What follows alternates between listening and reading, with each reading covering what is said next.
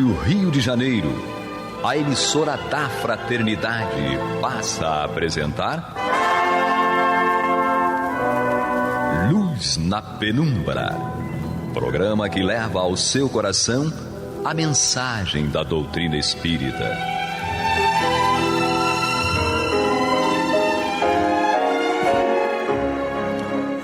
E com vocês, André Afonso Monteiro, para o estudo do livro A Gênese, da obra codificada por Allan Kardec. Olá, amigo ouvinte, internauta da Rádio Rio de Janeiro, a emissora da Fraternidade, a rádio que toda a família pode ouvir. Mais uma vez aqui, vamos retomar o nosso estudo da obra A Gênese no item 23. Para quem acompanha pela publicação, pela edição da Gênese, pela tradução do Centro Espírita Leon Denis, que é a obra aqui que eu faço o estudo, é o item 23. E para quem está com o livro da FEB, da tradução da Federação Espírita Brasileira, é o item 25. Tá? Então, pela FEB é o item 25 e pela editora Leon Denis é o item 23. Então, vamos lá. É o capítulo 18. Os tempos são chegados. Subitem os sinais dos tempos. Então, vamos lá ao item 23. Diz Kardec: não é o espiritismo que cria a renovação social. É a maturidade da humanidade que faz dessa renovação uma necessidade, pelo seu poder moralizador, pelas suas tendências progressistas, pela amplitude de seus objetivos e pela generalidade das questões que abrange o espiritismo. Está, mais que qualquer outra doutrina, apto a secundar o movimento regenerador. E é interessante que hoje nós conversávamos no programa Debate na Rio sobre Brasil, coração do mundo, pátria do Evangelho, e nós falávamos justamente sobre isso, né? Porque, na verdade, a nossa maturidade, o nosso desenvolvimento enquanto espíritos, enquanto individualidades, as nossas questões morais, as nossas questões intelectuais, é que realmente vão fazer essa renovação social. Maturidade da humanidade é o termo que Kardec utiliza aqui. Ou seja, a partir do momento que nós atingirmos um determinado grau de maturidade, de desenvolvimento, a gente vai, digamos assim, receber, vai ter a confirmação desses objetivos desse projeto, dessa renovação. Então Kardec continua aqui, É por isso que ele é contemporâneo desse movimento. Ou seja, o espiritismo, ele é contemporâneo a esse movimento dessa renovação. Ele é uma dessas ferramentas, uma dessas plataformas que vai ajudar a humanidade a avançar, a dar esse salto nessa moralidade. E ele continua. Ele surgiu no momento em que podia ser útil, porque para ele também os tempos são chegados. Ou seja, ele surgiu. A gente tem que lembrar que o Espiritismo ele é um grande projeto divino, é um projeto de Deus que é capitaneado pelo nosso Mestre Jesus. Há uma mensagem de Humberto de Campos, ela se chama de Napoleão a Kardec. E ali, naquela mensagem, eles vão narrar um encontro, uma reunião no mundo espiritual, com vários espíritos, líderes, espíritos digamos assim, que em determinado momento desempenharam um papel, uma tarefa importante aqui entre nós, e eles são reunidos, alguns deles encarnados, outros desencarnados. Então, nesse momento, Kardec, e ainda na erraticidade, Kardec programando ali a sua reencarnação, o Napoleão já no corpo físico, então ele é levado até aquela assembleia daqueles espíritos para que ele tomasse, digamos assim, fosse alertado da responsabilidade que ele teria naquele momento ali para preparar a França para o advento do Espiritismo, para a chegada de Allan Kardec. E é interessante, amigos ouvintes, internautas, que Humberto de Campos ele vai fazendo a sua narrativa com aquela riqueza poética que lhe é peculiar, em que ele diz que Kardec, quando vinha se aproximando, trazia algo em seus braços, que simbolizava muito provavelmente a doutrina espírita. Aquilo ali simbolizava a chegada, ele trazendo a doutrina espírita. E a gente lembra que, em verdade, Kardec ele foi o codificador, apesar de ter contribuído muito intelectualmente com artigos, com seus escritos próprios, mas ele foi o codificador. A doutrina era dos espíritos e não de Allan Kardec. Então, naquele momento ali, Humberto de Campos ele vai narrar dessa reunião preparatória, dessa assembleia preparatória para o advento do Espiritismo, o alerta que foi feito a Napoleão para que ele pudesse preparar a França e a Europa para o advento do Espiritismo. Mas nós sabemos que o Napoleão ele acabou sucumbindo a outras tendências materialistas e, digamos assim, a missão que ele tinha aqui de preparar acabou sendo, digamos assim, não sendo concluída por ele. O Espiritismo veio, não foi por conta da, digamos assim, da falha de Napoleão que ele não aconteceu, e é interessante que a gente tenha a ideia dessa construção, do que o projeto é divino, não tem como dar errado, não tem como haver falhas. Ainda que no curso haja uma ou outra desistência, haja alguma outra deserção, como foi o caso do Napoleão, o projeto em si, ele não vai naufragar. Não há como ele naufragar. Então nós vejamos que o Espiritismo, os tempos são chegados quando Allan Kardec apresenta isso para nós, desde João, quando ele traz no Evangelho, no seu Apocalipse, os tempos são chegados, e Kardec dá uma outra visualização para nós sobre esse momento, esses ciclos de regeneração, esses ciclos de transição da sociedade de um momento para o outro. E ele vai dizer que isso só é possível com a maturidade da nossa humanidade. Então vamos dizer, quando havia uma certa maturidade, Moisés, o profeta, vem e apresenta os 10 mandamentos, apresenta a legislação divina através dos 10 mandamentos. Foi assim, talvez, aquela primeira grande obra, a primeira grande revelação, talvez não, é a primeira grande revelação divina, os 10 mandamentos. E, passado o tempo, a nossa sociedade, a nossa humanidade avança do ponto de vista da sua maturidade espiritual e natural, e é decretada, é determinada a vinda do próprio Mestre Jesus para ele trazer para nós a segunda revelação, e agora ele mesmo trazendo. E quando nós estudamos, aqueles que têm o hábito de estudar o Antigo Testamento, a gente verifica todas as profecias que foram feitas com a vinda do Messias. E o próprio povo judeu esperava o Messias para libertar do jugo, dos anos de escravidão em que eles tiveram. E eles imaginavam um Messias diferente, um Messias guerreiro, um Messias com exército, mas não um Messias que ia combater o pecado.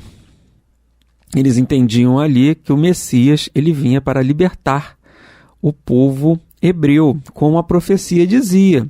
Sim, realmente, Jesus veio para nos libertar. Mas libertar de quê? Libertar das paixões, dos vícios, do pecado, do olho por olho, do dente por dente, nos mostrar a necessidade do amor ao próximo, nos mostrar a necessidade da benevolência, da indulgência, do perdão.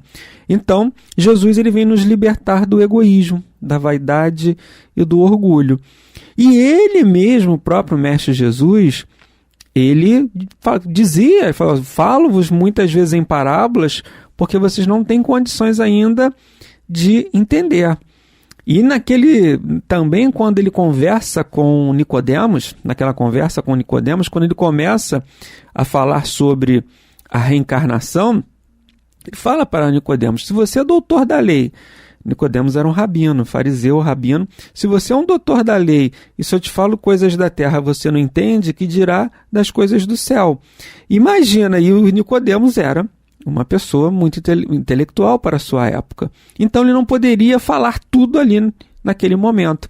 Então há um novo avanço da humanidade, há uma nova evolução, crescemos do ponto de vista da maturidade, e ele promete: e no tempo oportuno vou pedir ao meu Pai para vos enviar o Consolador prometido. A terceira revelação, que é a doutrina espírita e o espiritismo. E ali vem descortinar para nós a relação com a existência do mundo espiritual e essa relação com o mundo espiritual, a possibilidade de comunicação com os espíritos, a imortalidade da alma, pluralidade das existências, pluralidade dos mundos habitados, enfim, vem nos esclarecer sobre uma outra série de assuntos que até então nós não tínhamos condição de entender.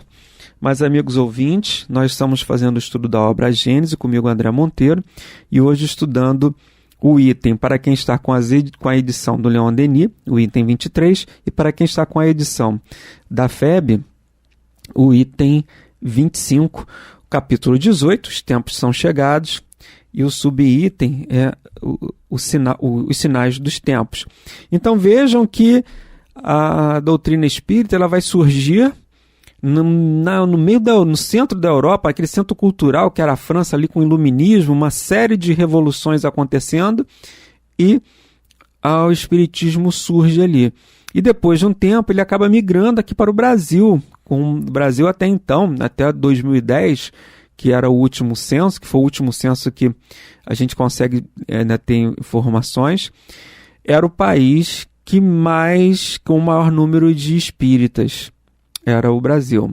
Tínhamos aproximadamente 2% da população se denominava como espírita. A gente entende até que esse número é maior hoje, mas aguardamos ainda a divulgação de outros números. Então, o espiritismo ele sai da Europa, ali da França, do centro cultural, e migra para um país, para um continente considerado à época de terceiro mundo, para justamente ele conseguir fincar as suas raízes.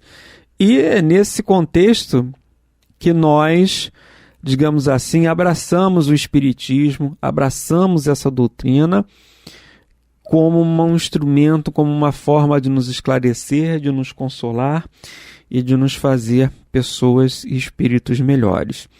Então, e aí o Kardec diz, se ele tivesse vindo mais cedo, o espiritismo teria encontrado obstáculos insuperáveis, teria inevitavelmente sucumbido, porque os homens satisfeitos com o que tinham não sentiam ainda a necessidade do que ele traz.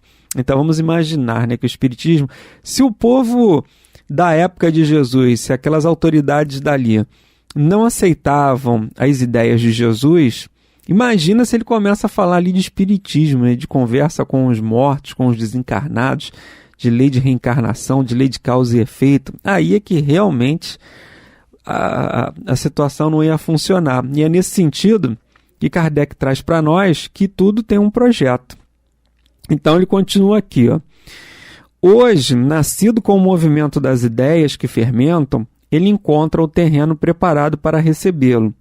Os espíritos cansados da dúvida e da incerteza, horrorizados com o abismo que se abre à frente deles, o acolhem como uma âncora de salvação e uma suprema consolação.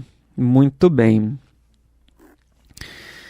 Né? Olha só. Os espíritos cansados da dúvida e da incerteza, horrorizados com o abismo que se abre à frente deles, o acolhem como uma âncora de salvação e uma suprema consolação. Então vamos dizer que nós, cansados de uma falta de explicação na verdade, Por que uns sofrem? Por que outros não? Por que uns são mais beneficiados, outros não? Por que uns parecem que são dotados de uma luz, de uma estrela, de que tudo dá certo para ele, e outros, ao contrário, tudo que tenta nem sempre dá certo, ou melhor, na maioria das vezes não dá certo.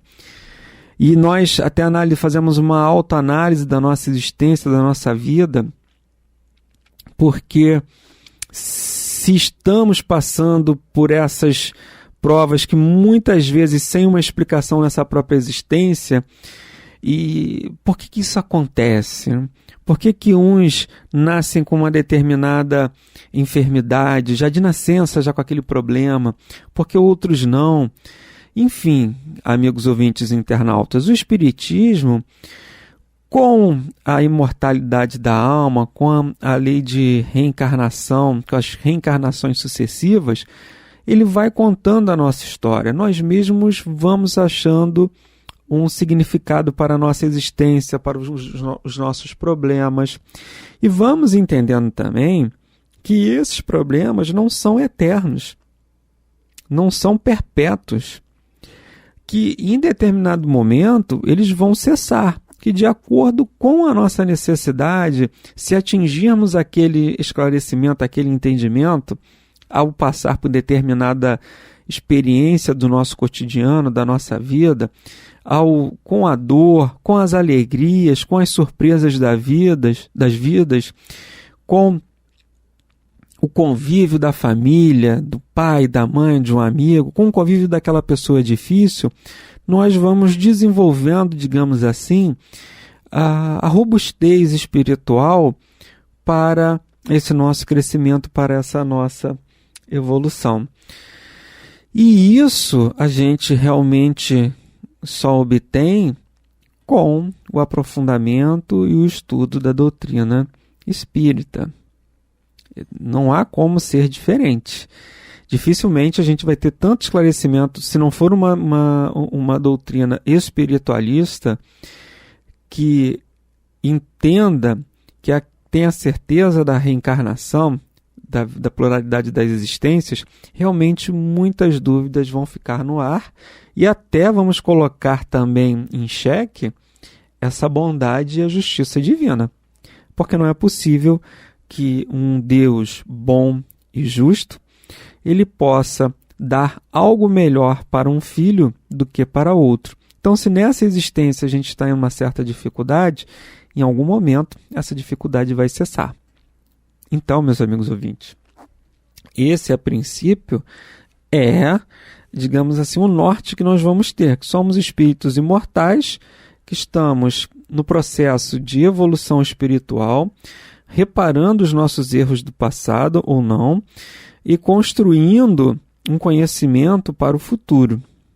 Então, para entrar nessa comunhão eterna com Deus, nessa comunhão permanente com Deus, através da purificação da alma, ao nos tornarmos espíritos puros. Então, Kardec ele vai dizer que o Espiritismo ele tem essa função, esse objetivo, de, a partir do momento que nos atingimos uma certa maturidade, ele vem nos ajudar. E Kardec, lá na questão 799, em O Livro dos Espíritos, ele pergunta aos espíritos, né, qual o objetivo, qual a finalidade do espiritismo? E os benfeitores vão dizer que é destruir o materialismo. Observem, né? Destruir o materialismo. Quando a gente fala de destruir o materialismo, não é atacar as questões materiais, a posse, a propriedade, os bens materiais, não é isso. Mas as ideias materialistas, as ideias de ganância, de egoísmo, as nossas paixões, os nossos vícios, a ideia de que não existe vida após a morte. Para o materialista não existe. Então ele vai viver essa vida como se fosse a última ou a única. Então o Espiritismo ele vem justamente contrapor essa tese, essa ideia materialista. Então tudo aquilo que descarta a continuidade da vida, a vida espiritual, a valorização da vida, o Espiritismo vem em socorro e vem combater e vem ajudar. Mas, mais uma vez, nós alertamos. O combate, o bom combate, como o apóstolo Paulo dizia, em relação ao pecado, e não ao pecador, em relação aos nossos vícios, em relação às nossas paixões, mas nunca em relação à pessoa, nunca em detrimento de uma pessoa em relação a outra. Então, esse movimento das ideias, esse movimento, esse advento do Espiritismo, ele vem justamente, é mais um daqueles,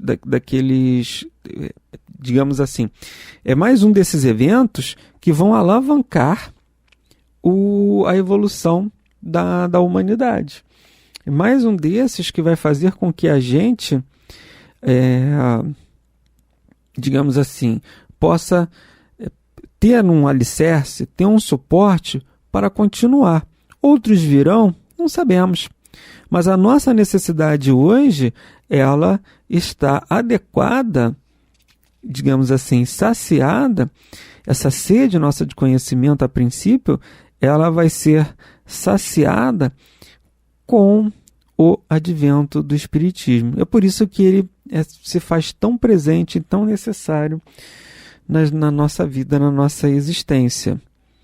A necessidade do estudo, a necessidade da frequência à casa espírita, a necessidade do cristianismo, de colocarmos o cristianismo em prática, dessas reflexões sobre o que a doutrina nos traz. Porque nós temos 5 livros, o Pentateuco kardecista. Será que já dominamos o suficiente para descartarmos a sua leitura? Será que o que eu li, o que eu aprendi hoje, o que eu li, a pergunta que eu li hoje, se eu efetuar essa leitura amanhã, eu vou ter uma outra forma uma outra percepção, uma outra, digamos assim, ela vai me trazer uma ideia que até então, ontem, eu não tive? Então, essa necessidade desse estudo constante, ela se faz ávida para que a gente, cada vez mais a gente, além do alerta, né, além daquela sinalização que uma mensagem pode trazer para nós, mas é a construção, é um tijolinho que nós vamos colocando, vamos assentando na nossa construção da nossa casa mental, para o esclarecimento e para o desenvolvimento, enfim, para fazer com que esse advento possa florescer em nós. Então, amigos ouvintes, nós estamos caminhando aqui para o final, mas é muito importante a gente entender que esses tempos são chegados, mas não como um alerta de algo ruim que vai nos acontecer, mas muito pelo contrário. São sinalizações de que da marcha do progresso na nossa vida, na nossa existência. É a sinalização de que as nossas dificuldades, as nossas dúvidas, a falta de amparo, de consolo sobre aquilo que nós não entendemos, está sendo, digamos assim, resolvida com o advento do Espiritismo como uma dessas fórmulas, como uma dessas ferramentas para nos ajudar e nos auxiliar. Mas, amigos ouvintes, nós chegamos ao final do programa de hoje, desejando a todos muita paz em seus corações. Você está ouvindo o programa Luz na Penumbra.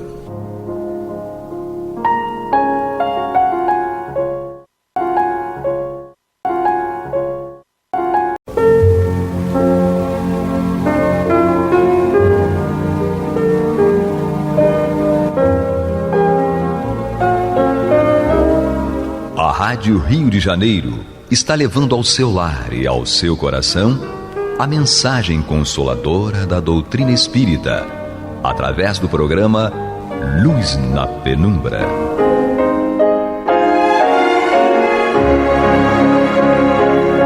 E agora com vocês, Nádia do Couto Vale, para comentar o Céu e Inferno ou a Justiça Divina segundo o Espiritismo, da obra codificada por Allan Kardec.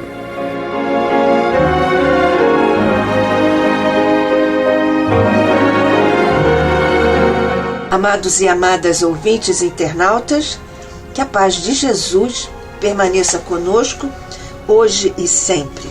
Neste instante, continuamos contando com o envolvimento de Jesus, Maria, nossos anjos da guarda, nossos mentores queridos, que nos ajudam, a partir de agora, a continuar o estudo do capítulo 7º da segunda parte desta obra, O Céu e o Inferno, ou a Justiça Divina segundo o Espiritismo, no qual nosso amado codificador Allan Kardec nos traz o roteiro, a trajetória, os movimentos dos espíritos por ele classificados como endurecidos, lembrando que espírito endurecido não é uma categoria de Kardec, do próprio Kardec, em O Livro dos Espíritos, naquele item número 100, que não é uma pergunta, é um item, em que ele faz uma classificação dos espíritos.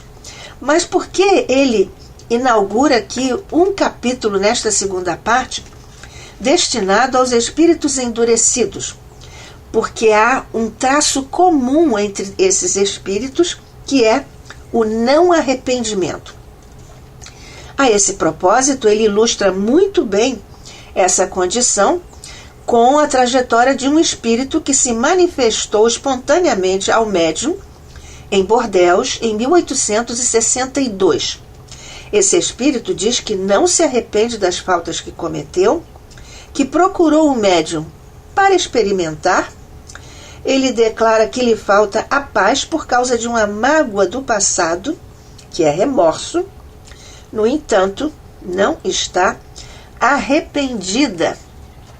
Angélia, que é esse espírito endurecido, cuja trajetória nós já começamos a estudar e agora damos sequência ao estudo deste tipo de sofrimento. Um espírito que está cansado de tudo. E esse é um sofrimento. Na verdade, o sofrimento é sempre tudo que nos lembra de nossas dores físicas, mas também morais. E apesar do estado moral intolerável de Angélia, ela está com esse tipo de sofrimento, porque ela própria diz nesta parte, neste trecho da sua manifestação lá em Bordeaux: arrependei-vos das vossas faltas? Não. Então por que me procurais? Para experimentar. Acaso não sois feliz? Não. Sofreis? Não. Que vos falta, pois? A paz. Nós vemos já como esse espírito responde monossilabicamente. Então, mais à frente, como pode faltar-vos a paz na vida espiritual? Uma mágoa do passado. A mágoa do passado é remorso. Estareis, pois, arrependida? Não. Temor do futuro é o que experimento. Que temeis? O desconhecido, diz Angélia, que é esse espírito. Nós já sabemos que Angélia, quando encarnada com o nome de Angélia, com essa personalidade, tinha uma posição social mediana, era casada, mas entediava-se com o marido e com os filhos. Divertia-se em solteira, mas entediava-se como mulher. Não tinha nenhuma ocupação, vamos frisar isto. A criada é que cuidava da casa e ela sequer escolhia os empregados que iam cuidar dos seus próprios filhos. Talvez, diz ela, a inércia seja a causa dos próprios pesares e temores. Nós vamos aqui observando que essa é uma outra questão muito importante. Diz-nos aqui a própria Angélia, em mais um trecho da comunicação do diálogo à mesa mediúnica. Quereis reparar a inutilidade da existência e auxiliar espíritos sofredores que nos cercam? Ela pergunta, como? Ajudando-os a aperfeiçoarem-se pelos vossos conselhos e pelas vossas preces. Eu não sei orar. Então, faloemos juntos e aprendereis. Sim? Não. Mas por quê? Cansa.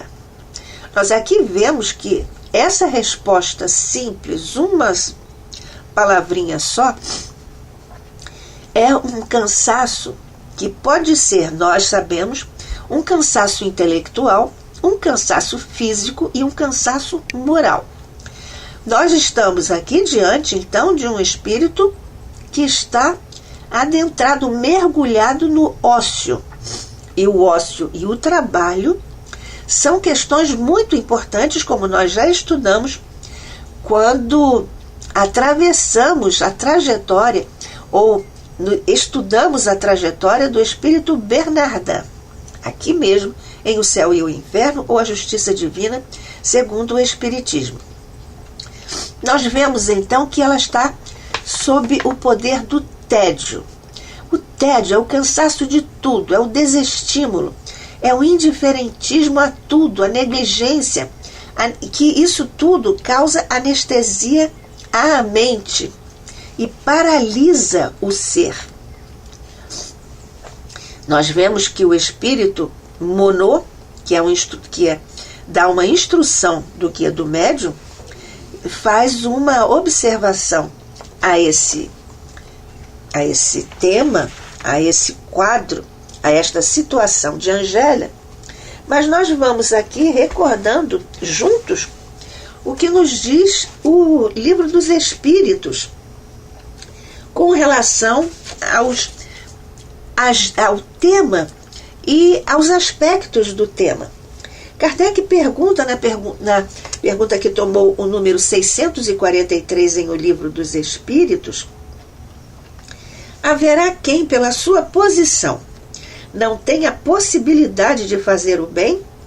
Respondem os espíritos orientadores da humanidade: não há quem não possa fazer o bem.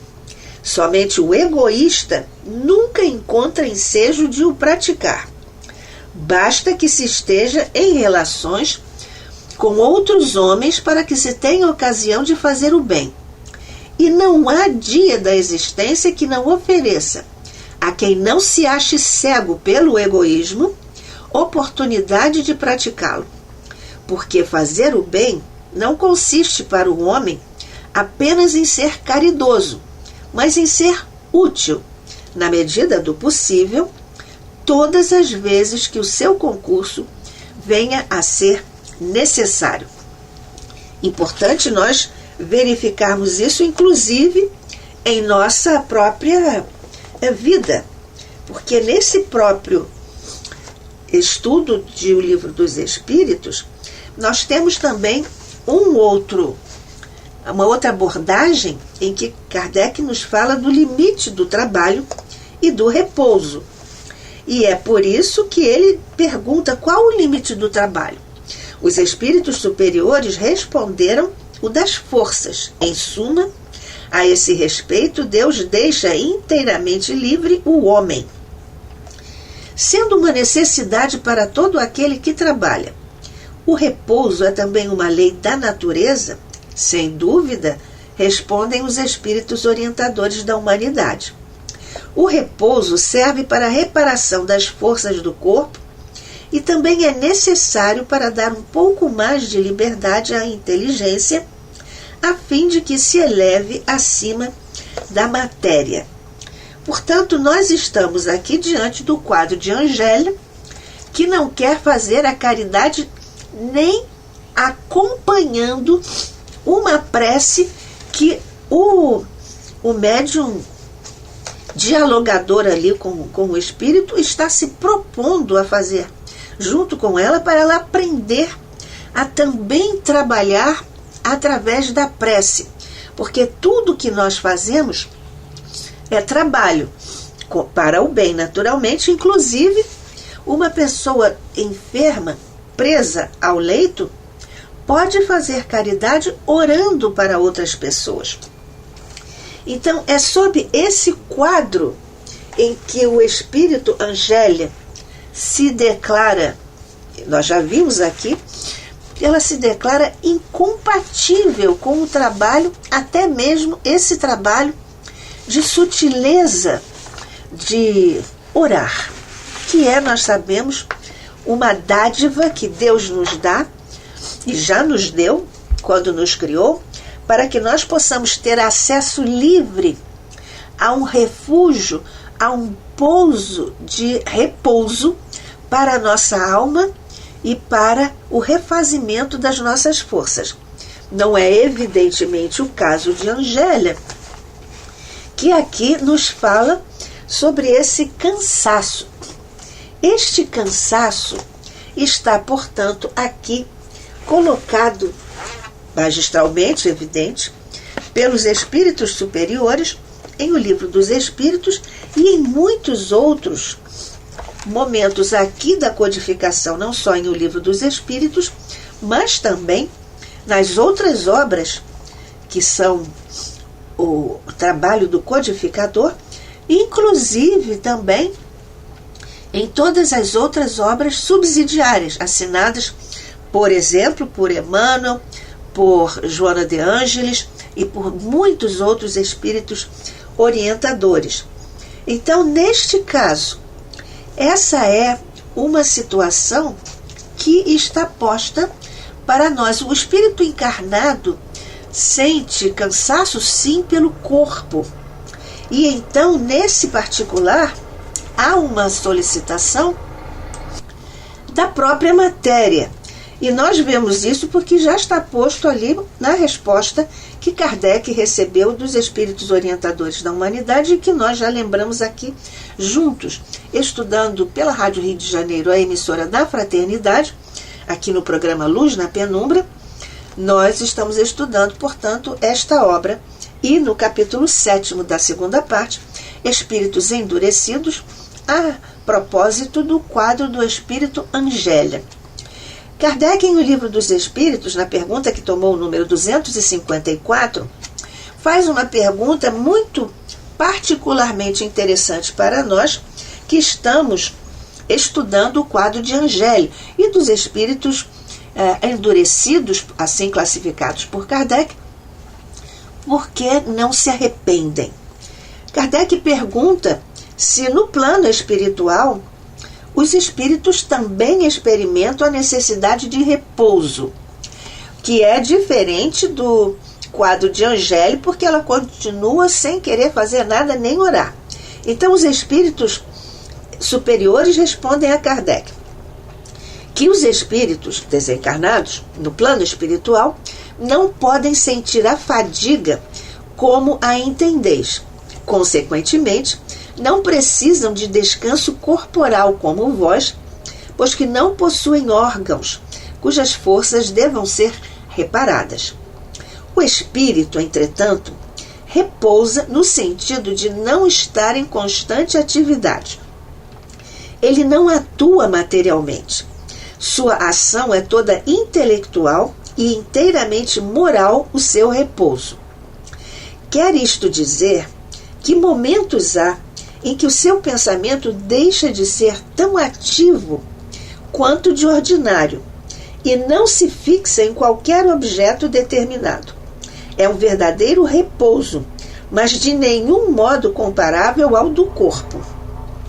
A espécie de fadiga que os espíritos são suscetíveis de sentir guarda relação com a inferioridade deles.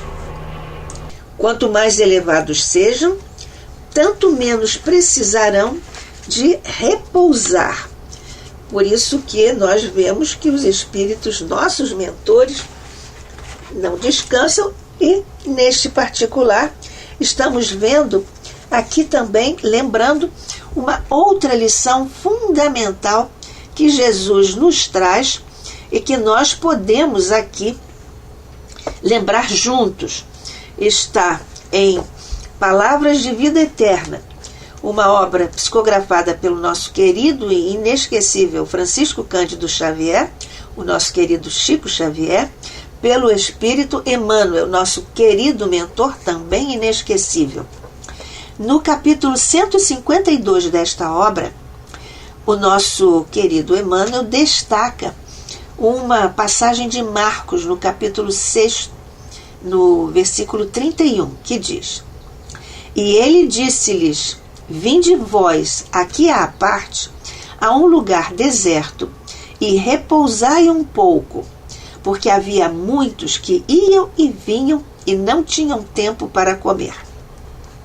É o grande afã de trabalhar no sentido de fazer o bem, de levar algum consolo, alguma ajuda a quem estiver precisando. O nosso querido Emmanuel assim se manifesta a respeito desse trecho, desse versículo de Marcos.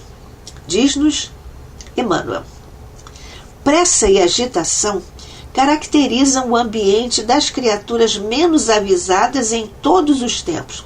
E nós vemos isso hoje em nossos tempos presentes, porque nós vivemos em uma sociedade da velocidade. E nós que estamos todos completamente imersos numa série de demandas, de solicitações, e nós achamos, e efetivamente sentimos, que também não temos tempo mesmo para nada. Continua Emmanuel: na época de Jesus, muita gente já ia e vinha, aqui e acolá, sofrendo a pressão de exigências da vida material, acreditando não dispor de tempo para pensar. A palavra acreditando aqui do mentor é muito importante para as nossas reflexões, porque também hoje nós acreditamos que não temos tempo para pensar. Mas, fundamentalmente, nós pensamos o tempo todo, porque somos espíritos, e o espírito existe porque pensa. Aliás, Descartes já disse isso: penso, logo existo. Então, o que está acontecendo conosco? Acompanhamos a lição de Emmanuel. Isso fez que o mestre se dirigisse à multidão, exortando: vinde vós aqui à parte, a um lugar deserto, e repousai um pouco. Entretanto, assim como aparecem os que exageram as próprias necessidades, caindo em precipitação, temos os companheiros que se excedem no descanso. Atenção aqui, o caso de Angélica e de tantos outros. Temos os companheiros que se excedem no descanso, encontrando a cada passo motivos para a fuga do dever a cumprir. Vista de embaraços mínimos, declaram-se fatigados, desiludidos, deprimidos ou enfermos, e param a máquina de serviço que lhes compete, recolhendo-se à inércia, com o pretexto de meditação, refazimento, virtude ou prece. Isso nem Angélica fez.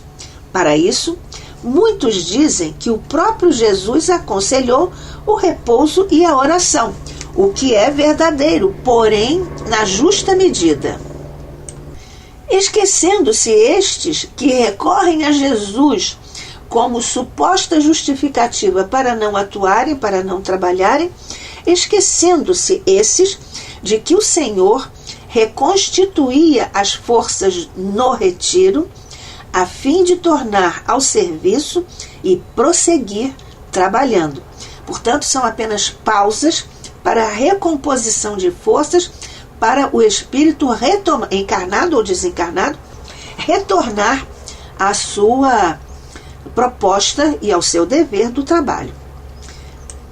E finaliza Emmanuel este capítulo 152, que ele titulou Descansar, na obra Palavras de Vida Eterna, por Francisco Cândido Xavier, e Emmanuel finaliza esta lição. Nesse sentido, convém recordar as palavras textuais do Evangelho de Jesus. Jesus não afirmou: repousai quanto quiserdes, mas sim repousai um pouco. Nesse texto, neste versículo, quando ele cita Marcos, capítulo 6, versículo 31. Disse-lhes: vinde vós aqui à parte, a um lugar deserto, e repousai um pouco, porque havia muitos que iam e vinham, e não tinham tempo para comer, no afã, naturalmente, de trabalhar. Esta é uma situação bastante pertinente, porque nós, muitas vezes, usamos da estratégia, digamos assim, para invocarmos determinados motivos, alegações, pretextos para não trabalharmos. Então, nesse quadro de ócio, de fadiga, porque por isso Joana de Ângeles nos disse que o ressentimento, e ela disse que está ressentida, e que é uma ferrugem nas peças da sensibilidade, transferindo-se para a organização somática. E nós vemos que isso acontece com as pessoas ao nosso redor e estudando aqui a doutrina espírita. Porque o não trabalho, o ócio, é também, retomando a imagem de nossa querida mentora Joana de Ângeles, é uma ferrugem nas engrenagens do nosso ânimo, da nossa vontade de servir e trabalhar. Nesse quadro, Kardec, então, nós vimos que Angéle buscava sempre responder, até pelo cansaço, pelo sofrimento. Ela sempre respondeu com as mínimas palavras, às vezes só com monossílabos. O que fez com sua entrevista à mesa mediúnica não fosse longa, mas suficientemente expressiva para nos dar conta de que esse quadro é um quadro grave, e nós já vimos estudando Emmanuel, estudando os espíritos orientadores da humanidade através das perguntas precisas, objetivas de nosso querido codificador.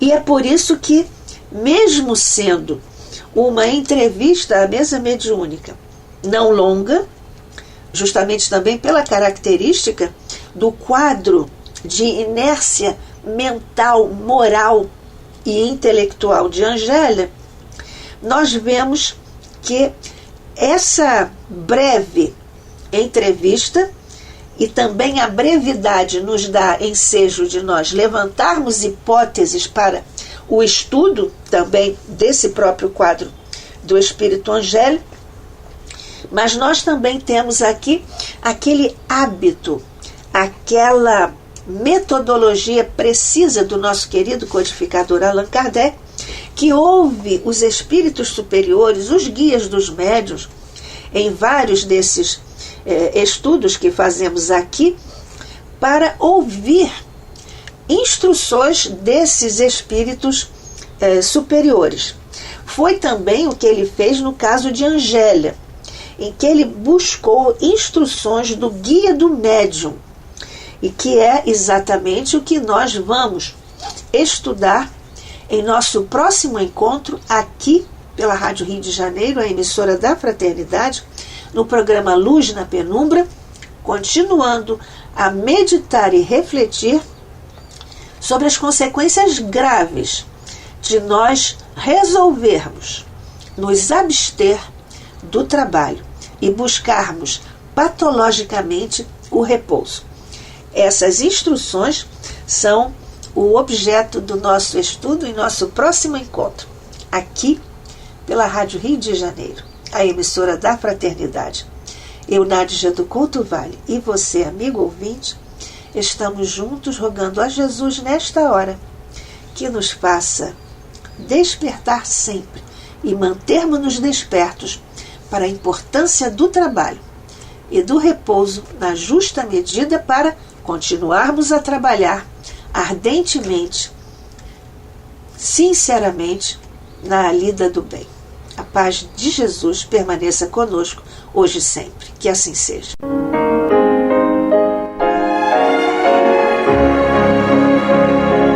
E vamos ouvir agora a prece de encerramento de nosso programa, na voz de Geraldo de Aquino.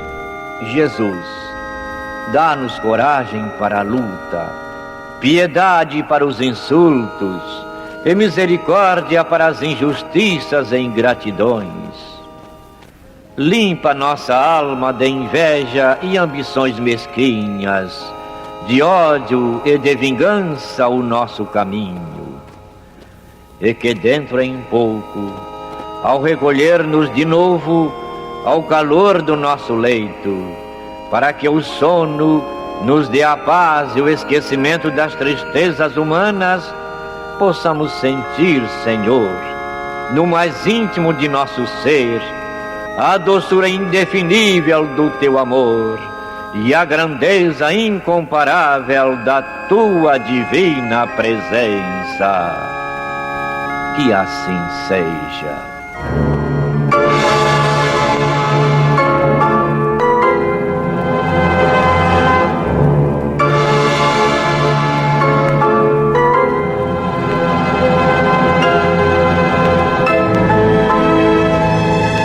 Acabamos de apresentar o programa Luz na Penumbra, que voltará a ser apresentado amanhã às 21 horas nesta emissora.